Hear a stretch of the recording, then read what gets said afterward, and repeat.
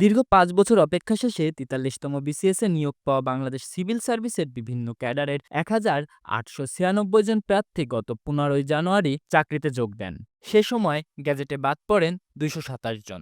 গেজেটে বাদ পড়া প্রার্থীকে গেজেটভুক্ত করা ও ভেরিফিকেশন নীতি প্রণয়নের দাবিতে আমরণ অনশন শুরু করলে দেশের ইতিহাসে তৃতীয়বারের মতো এই বিসিএসের গেজেট প্রকাশ করা হয় গত ২০ মে।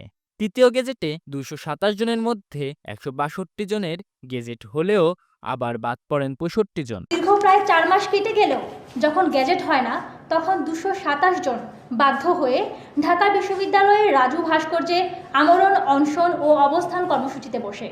এর আগে অনেকবার সচিবালয়, ঢাকা বিশ্ববিদ্যালয়ের সেন্ট্রাল লাইব্রেরি ও প্রেস ক্লাবে তারা তাদের দাবি জানায়।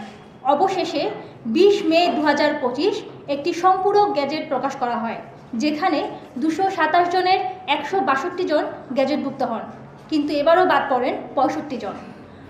সচিব স্যারের ৩টি ক্রাইটেরিয়াতে না থাকলেও এই ৬৫ জনের অনেকেই ত্রুটিপূর্ণ ভেরিফিকেশনের রিপোর্টের কারণে বাদ পড়ে।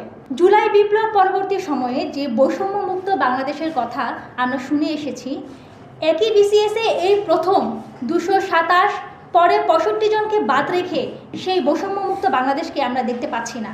৪৩তম বিসিএসে গেজেট বঞ্চিত ৬৫ জন ক্যাডার জাতীয় প্রেস ক্লাবে এক সংবাদ সম্মেলনের আয়োজন করে। এ সময় তারা বলেন, কখনো কোনো রাজনৈতিক বা অপরাধমূলক কর্মকাণ্ডে জড়িত না থাকা সত্ত্বেও গেজেট থেকে বঞ্চিত তারা। এ সময় তারা প্রশাসনিক ভেরিফিকেশনের মাধ্যমে পুনরায় তাদের গেজেটভুক্ত করে প্রজাতন্ত্রের কর্মে যোগদানের ব্যবস্থা করার দাবি জানান।